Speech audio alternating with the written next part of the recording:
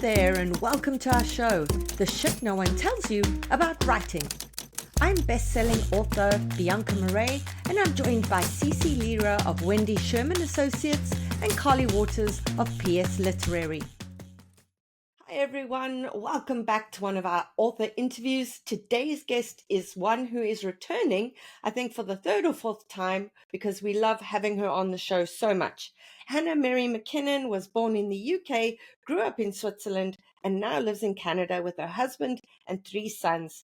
Connect with her on social media at Hannah Mary McKinnon and visit hannahmarymckinnon.com. Hannah, welcome back to the show. Thank you. Thanks for having me again. I'm excited to be here. It's always so lovely to chat with you. For those of you who are not watching on our YouTube channel, I'm holding up the cover of the book, A Killer Motive, dun, dun, dun. And I'm going to give you a quick read of the flap copy so that you have some context before we dive in. Right, to Stella Dixon, sneaking her teenage brother out of their parents' house for a beach party was harmless fun until Max disappeared without a trace.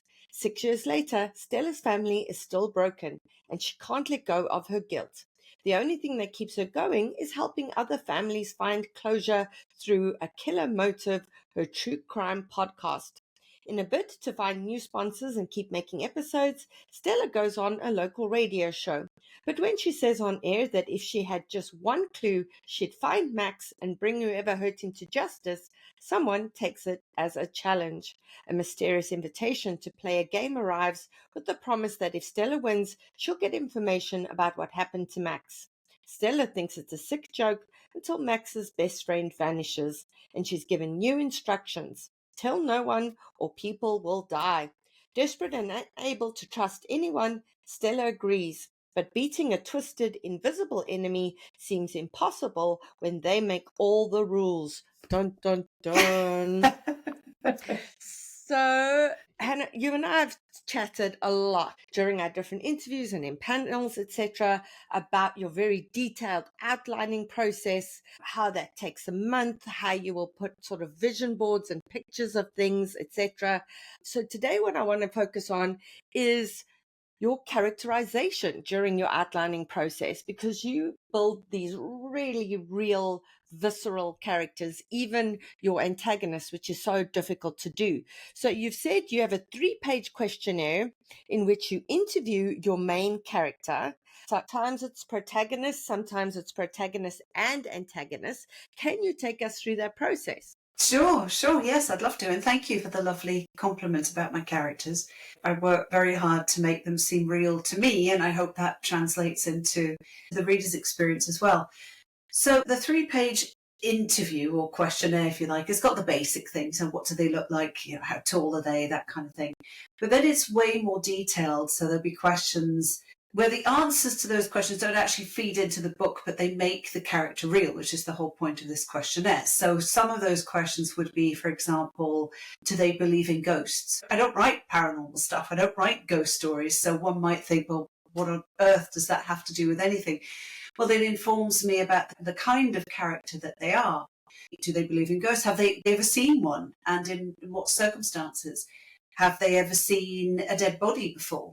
And again, what circumstances? What was their relationship like with their parents? Do they have a mentor? Do they still listen to them? Are they still around? Or maybe they've lost them, and that's a big hole in their lives. One of the questions that I really like is towards the end. There's also stuff about money. If they inherited $100,000, what would they do with it? So, is it someone who's going to jet off to Vegas, or is it somebody who's going to invest? Conservatively, what informs me again about the character. But these 2 questions, or a couple of questions at the end that I find really interesting, is where are they at the beginning of the story and where are they at the end, both physically and emotionally? But then also, why am I interested as the writer in this character, and why should the reader be? So those 4 questions actually really inform me about the arc and the purpose of the character. And I do these questionnaires for the main characters, certainly for the antagonist, the protagonist, but also some of the side characters, not all of them, because that can you imagine? That'd be exhausting. But for the supporting cast, if you like, so that each time I bring them out onto the stage, so to speak. I remember little details about them, or I might go back and read the questionnaire again and think, what's the point of this character? What more can I do with them? So I find it really helpful to do this questionnaire, but then also for the main character, the protagonist and the antagonist, or whoever has a point of view, really, and whoever's messing with them potentially, to really build out their backstory, bullet point, what made them who they are when the story starts, because at that point I know them pretty well, and I feel I can start writing and discover them more as I write, but it gives me a really good starting point. Yeah, and do you find it's the same questionnaire you use with every book? So you open your binder and there is the Hannah questionnaire, or do you find that the questions change from book to book and genre to genre because you write across different genres? Can you tell us a bit more about that and some advice for our listeners who are wanting to put together a questionnaire of their own? So I always use the same one. It has evolved a bit. I think it was something I found online, and then something else I found online and kind of stitched together and then added in my own questions. Or when I've been on panels, people say, oh yeah, I interview my characters, I have this questionnaire. And I always ask them, I remember one that I didn't put in, and I can't remember who said it, and I really should. It's, what do they have in their fridge? I thought that was really cool. That's, what do they have? Do they have anything? Or what do they have 6 bottles of rosé? Or do they, what is a block of cheese? Or was it really well stocked? Or, because that again informs about the character. And I just remember that question. I'm going to add that one in. And as for advice, there's plenty of stuff online, but if anybody wants to use mine, I'm happy to share. There's nothing proprietary about it. It sounds absolutely amazing, Hannah. Is there any chance you would share this with our Substack subscribers? Of course, absolutely I would. No problem at all. Amazing. We love sharing these kinds of resources. So for those of you who get our Tuesday Substacks, look out for this one. I can't wait to dive in. And like what Hannah said, you can take that, but then you can build on it yourself, because I love that part about the fridge, because it's so true, because it tells you whether this character plans. It tells you how structured their life is. Are they someone who's constantly on the run? Perhaps they're on call, emergencies. Perhaps they're someone who's more like a Carrie Bradshaw, who uses their fridge for storage space than for cooking, etc. Or perhaps they're just someone who's got a complicated relationship with food. So such a simple question can really reveal so much. It really does. And I'd say the vast majority of this stuff that I imagine about the characters doesn't make it into the book, but it just makes them real as I'm writing them, and little things might filter in. And I find that really interesting too. And what's really funny is I've noticed when I do these questionnaires at the beginning, when I outline and then I start writing, I might refer back and realize actually how much I guess subconsciously remember of the stuff I made up about them.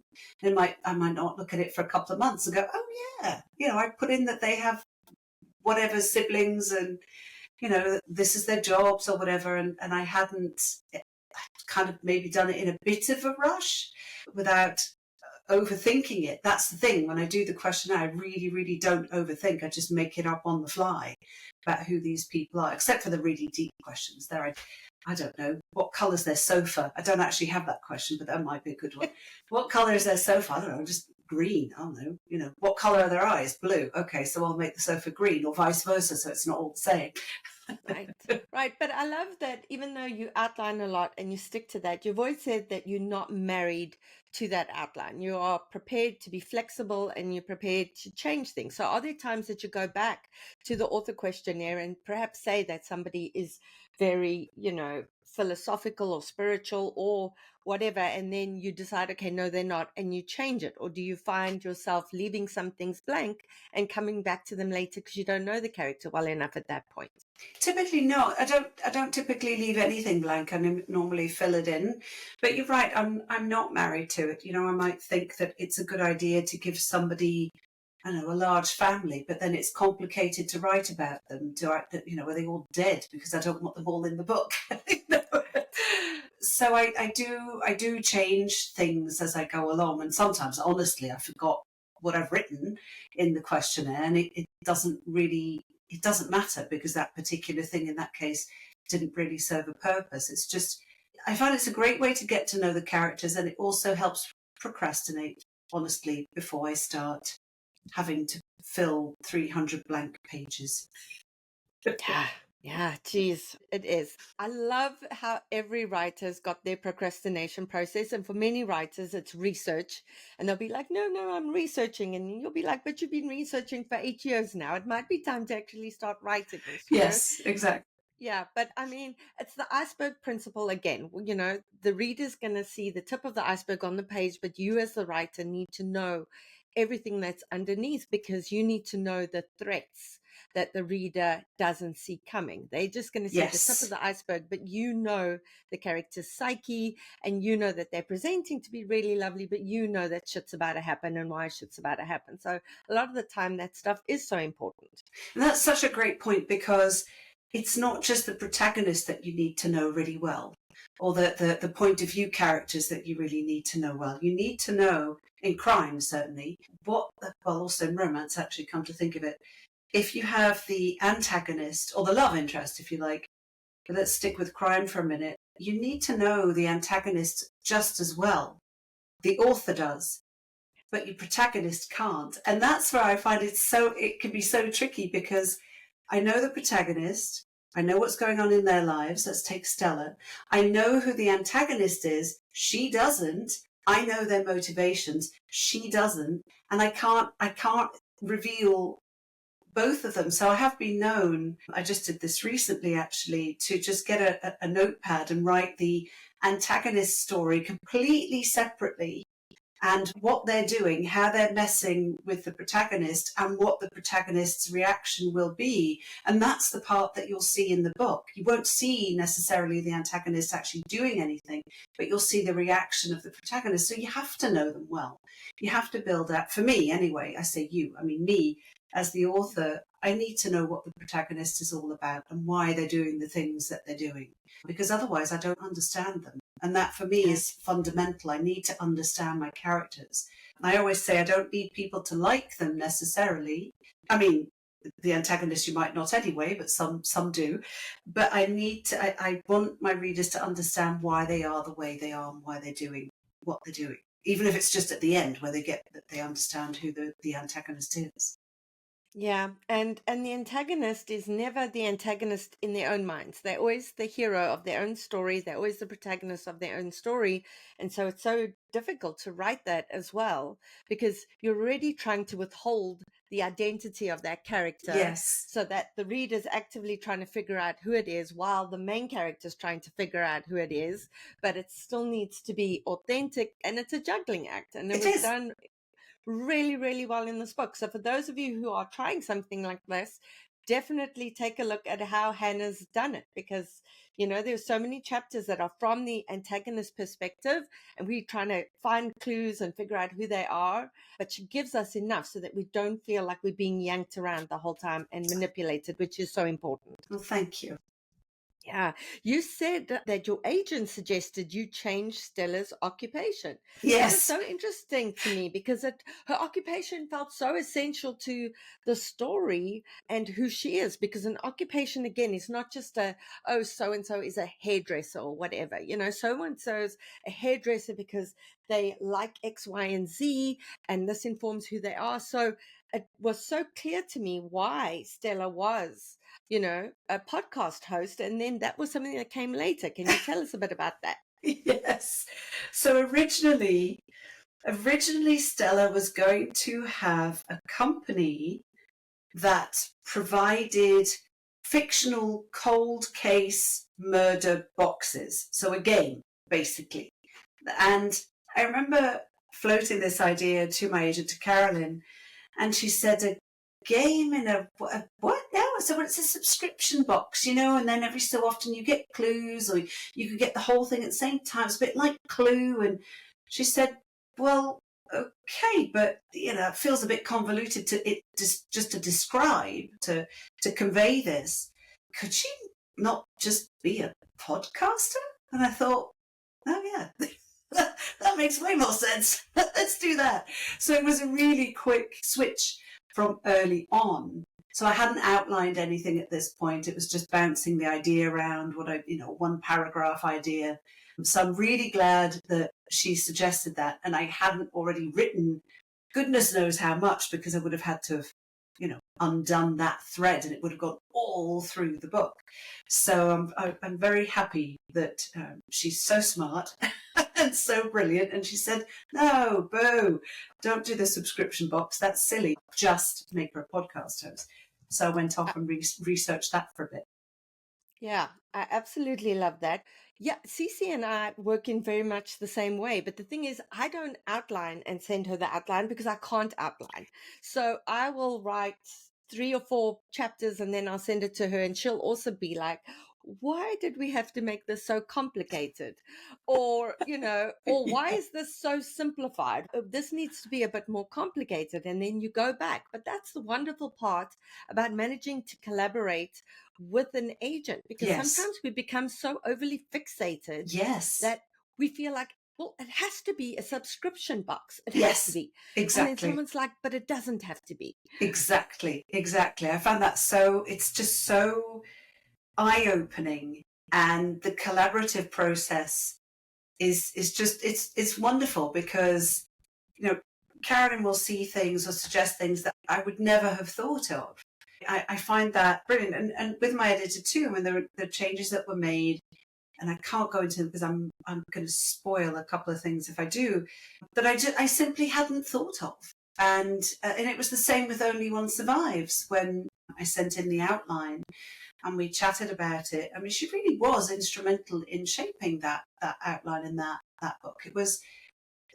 It's just, two brains are better than one. And I love that part. I think that's so, I've really come to understand, as I was outlining the next book, that I really, really love the outlining stage, which is funny because you say you can't outline. It scares the bejesus out of me to just start writing, because I just meander around way too much. Because the outlining, when I outline, it's short and it's anything's possible. Like anything can happen, just whatever pops in my head. Oh yeah, that's good. Or oh no, I can't do that. But I love that process. I find it's so creative. It's so much fun. But for our listeners who are going, yeah, but you guys have got agents, we don't have agents. This is why I keep saying why you need beta readers and writing friends. Yes. Because again, it's just someone external who's not in your head, who's not 100% committed to something, and who can just be more objective. So you don't need an agent to do this. But if you are looking for an agent, and it's important for you to have an agent who you can collaborate with and work with editorially, remember to make sure that that's a discussion you have with them down the line.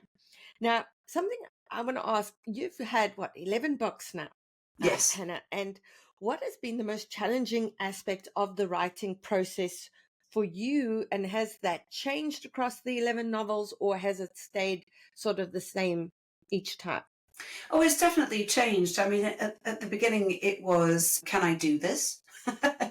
I've written a book, I've workshopped it, I've been to a writing group, how on earth do I do this again? That seems to have gone, I can't say it's gone away completely. The self-doubt is always there, but it's just in a different form.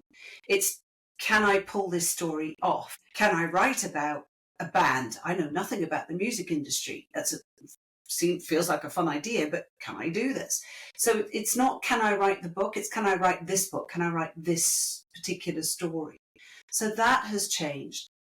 I think at the beginning, I went into this career pretty blind, because I didn't know what it all involved.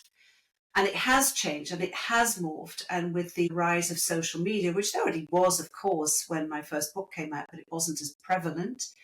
TikTok wasn't a thing. Bookstagram wasn't. It was around, but it wasn't so prevalent. So there's a lot of things that I didn't realize that I would be doing. I didn't realize that I would be designing graphics. And honestly, art was not my favorite subject. Just like singing, no, thank you very much. It really wasn't my strong suit. So I had to dig into Canva and learn about that. And then, of course, on social media, the algorithms change all the time and nobody knows what the heck's going on. So that's a challenge. Honestly, the biggest challenge for me, coming from a high-flying corporate background, is honestly, the lack of control over my career. So in the past, in my former career, the harder I worked, the more I put into it, the bigger the rewards. Whether it was promotions, whether it was in terms of salary, my corporate career was always on an upward trajectory. And I loved that. And I wanted to feel successful. I needed that recognition. When it comes to publishing, specifically releasing books, that is completely out of my control for the very most part. I mean, it's not another Instagram post or a Facebook post that's going to blow something up, to be honest. I mean, from me, from me. And that is difficult because one book doesn't necessarily do better than the next and better than the one before. It's not necessarily on an upward trajectory. It's more of this. And you never know. I think now my books are better than they were at the beginning. Personally, I think I've evolved as a writer. I've been doing this for 10 years. I think the voices are better, the structure is better. I take more risks, I think. But you just never know what's going to hit. And I find that like a bit of a control freak is going to come across as, but the not knowing and not really being able to influence that in any particular way, other than, well, write the best book you can, I suppose, is actually pretty hard. How do you see that?